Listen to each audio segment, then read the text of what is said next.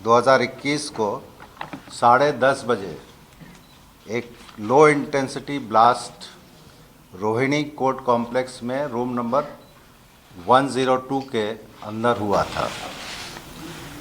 इस संदर्भ में दिल्ली पुलिस ने एक केस रजिस्टर किया अंडर सेक्शन 307, 436 आईपीसी और सेक्शन 3 एक्सप्लोजिव्स एक्ट में।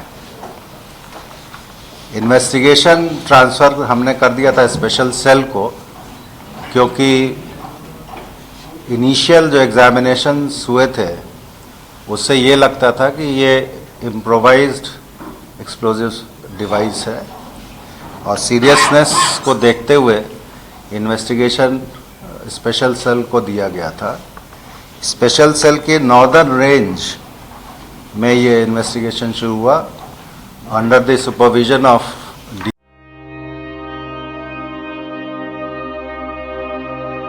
पंजाब सरकार गरीबां दी सरकार।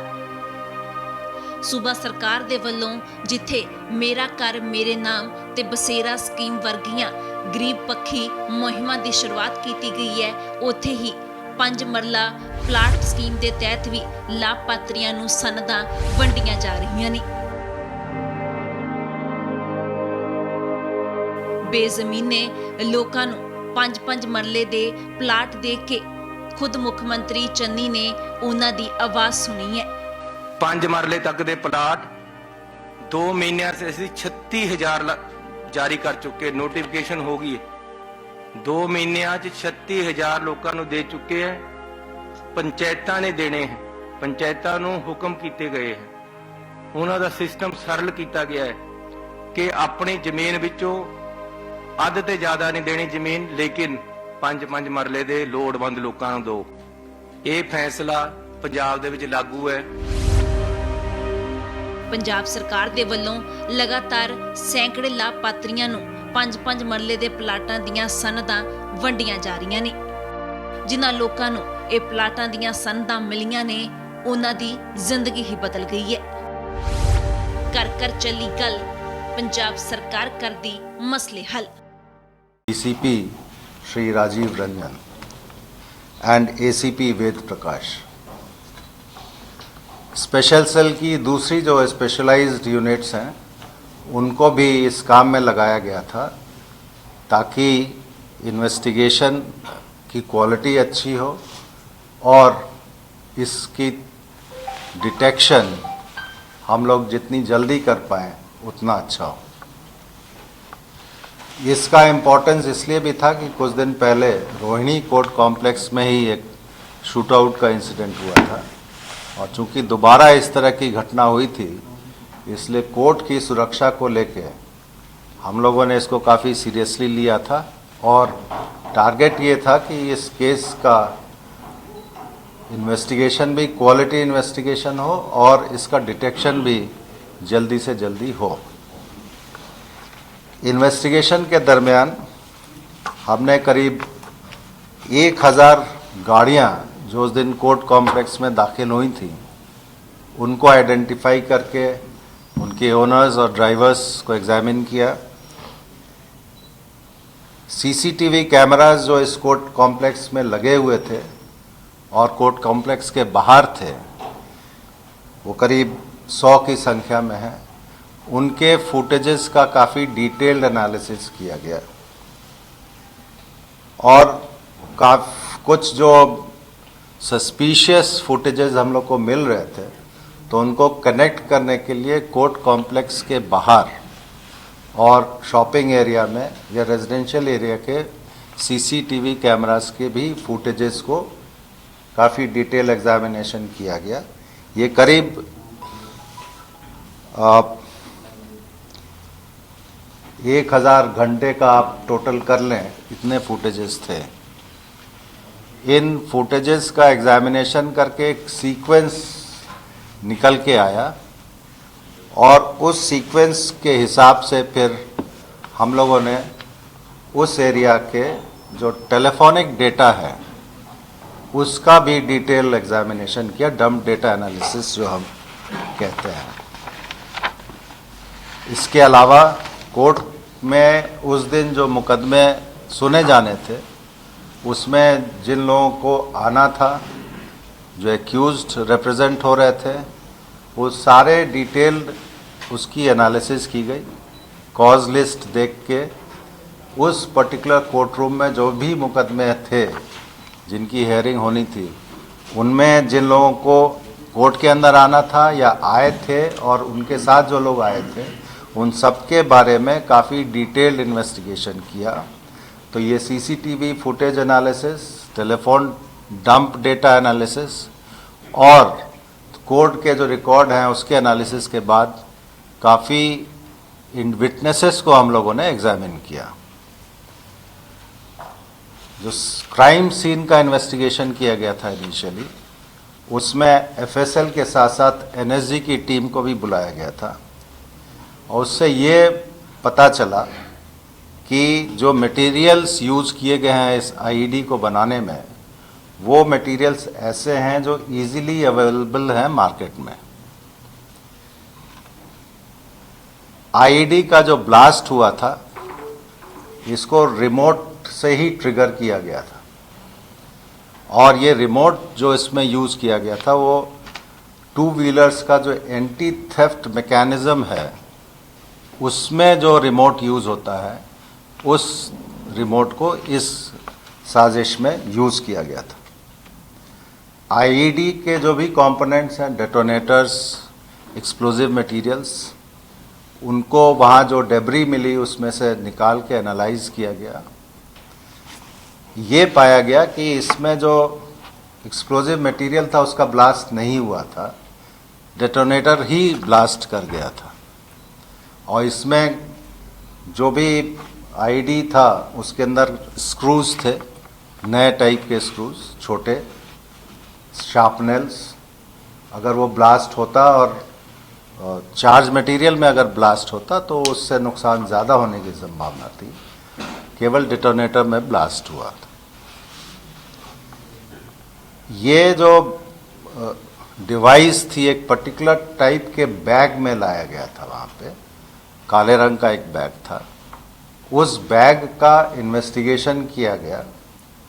बैग में एक पर्टिकुलर कंपनी का लोगो लगा हुआ था। उस कंपनी के लोगो के ऊपर से इन्वेस्टिगेशन किया गया, ये बैग कहाँ से आया है। ये पता चला कि ये बैग जो कंपनी बनाती है वो बॉम्बे बेस्ड कंपनी है और यहाँ पे उस बैग का 2006 के आसपास उपयोग होने के बाद उसको यहाँ पे बंद कर दिया गया था, बट कंपनी एग्जिस्ट कर रही थी। तो उस पॉइंट पे भी काफ़ी डिटेल्ड इन्वेस्टिगेशन हुआ, रिवर्स इन्वेस्टिगेशन हुआ, फिर फॉरवर्ड इन्वेस्टिगेशन हुआ और ये पाया गया कि ये बैग के स्टॉकिस्ट अभी यहाँ पे हैं और इसका उपयोग किन लोगों ने किया है उनको आइडेंटिफाई किया गया। और ये एक बहुत बड़ा लिंक था जिसकी वजह से हम इस केस को तोड़ने में सफल हुए। फिर एंटी थेफ्ट मैकेनिज्म जो मैंने बताया कि टू व्हीलर्स में यूज़ होता है, उसके जो डिस्ट्रीब्यूटर्स हैं उनकी भी इन्वेस्टिगेशन बहुत डिटेल की गई और उनकी इन्वेस्टिगेशन से भी हमें ये पता करने में आसानी हुई कि ये रिमोट जिससे इसको ब्लास्ट किया गया वो कहाँ से मिला था। अभी उस लाइन पे फर्दर इन्वेस्टिगेशन कंटिन्यू कर रहा है। थर्डली, वहाँ पे बैग में से कुछ फाइल्स और कोर्ट के जो मुकदमे होते हैं उसमें जो A5 साइज के पेपर्स यूज़ होते हैं वो रिकवर हुए थे। तो जो फाइल रिकवर हुई और जो पेपर्स रिकवर हुए, उस फाइल को कहाँ बनाया गया था, कौन डिस्ट्रीब्यूटर्स हैं, कौन रिटेलर्स हैं, उनका भी बैकवर्ड इन्वेस्टिगेशन हुआ। और उस इन्वेस्टिगेशन से जब हमने आगे बढ़ना शुरू किया तो जो एक्यूज़ पकड़े गए हैं उनको लिंक करने में बहुत भारी सफलता मिली है। इन्वेस्टिगेशन में जब ये सारी चीज़ें करने के बाद एनालिसिस जो इलेक्ट्रॉनिक डेटा है उसका, सीसीटीवी फुटेजेस का, और जो मैंने अभी बताया, हमने नैरो डाउन किया एक पर्टिकुलर एक्यूज को। उनका नाम है भारत भूषण कटारिया। इनको कल हमने अरेस्ट किया। ही इज़ ए साइंटिस्ट, और इनको कल पिकअप किया गया, इंटरोगेशन किया गया, इनके घर की तलाशी की गई। तो घर की तलाशी में ये चीज़ मिली कि जो बैग यूज़ हुआ था और जो बैग लेके ये गए थे कोर्ट कॉम्प्लेक्स में, उनसे रिलेटेड मटेरियल्स इनके घर पे मिले। बॉम्ब बनाने के लिए जो शार्पनल्स वगैरह यूज़ किए गए थे, थोड़े बहुत वो रिकवर हुए।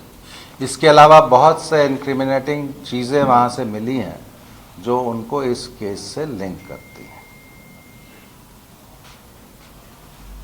सीसीटीवी फुटेज का जो एनालिसिस किया गया उसमें बहुत क्लियरली दिखता है कि ये अपने साथ 2 बैग लेके आए थे और इन्होंने नॉर्मल रूट नहीं अपना के डिसीव करने के लिए डिफरेंट गेट से, एक बार एक गेट से एंट्री करके बाहर जाके फिर दोबारा दूसरे गेट से एंट्री करके एंटर हुए हैं। पहली जो एंट्री हुई है, इन्होंने वो अपने बैग्स, 2 बैग जो लाए थे वो एक पर्टिकुलर प्लेस पे रखते हैं, फिर बाहर जाते हैं, फिर डिफरेंट गेट से एंटर करते हैं और ये बैग लेके अंदर जाते हैं। कोर्ट रूम के अंदर ये जो बैग है उसमें से एक बैग वहाँ प्लेस करते हैं, निकाल के छोड़ देते हैं और दूसरा शोल्डर बैग लेके वापस चले जाते हैं। इनकी एंट्री 9:33 पे होती है और 10:35 पे ये after the blast court room से नहीं, कोर्ट प्रेमाइसेस से बाहर निकल जाते हैं। सीसीटीवी फुटेजेस में जो सीक्वेंस डेवलप हुआ है वो इस चीज़ को इस्टेब्लिश कर रहा है। तो इतने एविडेंस के ऊपर जो प्राइमा फेसाई हमको इनका इन्वॉल्वमेंट दिखाई दिया, उसके हिसाब से इनको डिटेन किया गया है, अरेस्ट किया गया है।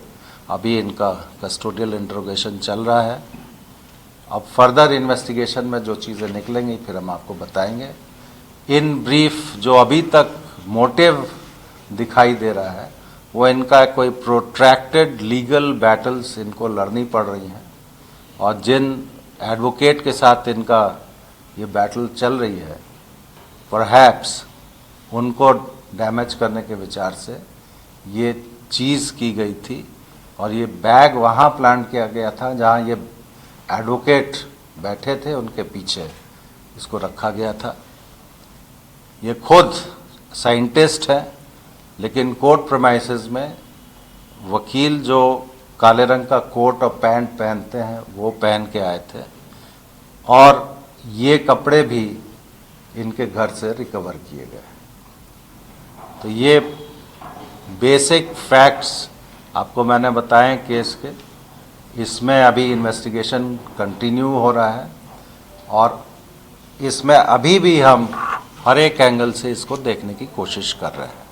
बट प्राइमा फेसाई ऐसा लगता है कि इनकी जो प्रोट्रैक्टेड लीगल बैटल थी उसकी वजह से ये काम किया गया है। Thank you very much.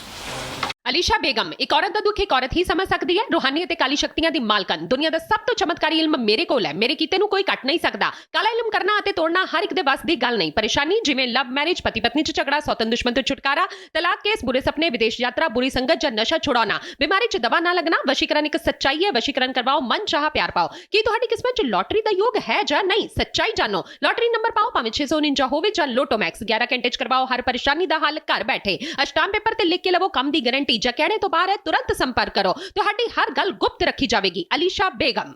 World famous Baba Salim Khan 21 bar gold medallist. सारियां थावां तो निराश ਅਤੇ मायूस होने वाले एक बार फोन जरूर करो। जिवें चाहोगे उवें होएगा। It's my promise. Immediately result open challenge. इल्मां दे माहिर A to Z समस्यावां दा फोन ते घर बैठे करवाओ हल। वशीकरण ਅਤੇ ਮੁੱਠ ਕਰਨੀ, लव मैरिज, सौतन ਅਤੇ दुश्मन तो छुटकारा, पक्का काम पक्का हल, 101% दी गारंटी, अष्टाम पेपर समेत। सब तो पहला काम करन दा वादा, नौकरी, प्रमोशन, कारोबार च परेशानी, घर च झगड़ा, कोर्ट केस, तलाक, प्रॉपर्टी झगड़ा, पति पत्नी च अनबन, जादू टोना, मनमोहनी वशीकरण करवाओ ਜਾਂ तोड़वाओ, रुस्से ਨੂੰ ਮਨਾਉਣਾ। ਹੁਣੇ ਕਾਲ ਕਰੋ बाबा सलीम खान 98 199 37 467।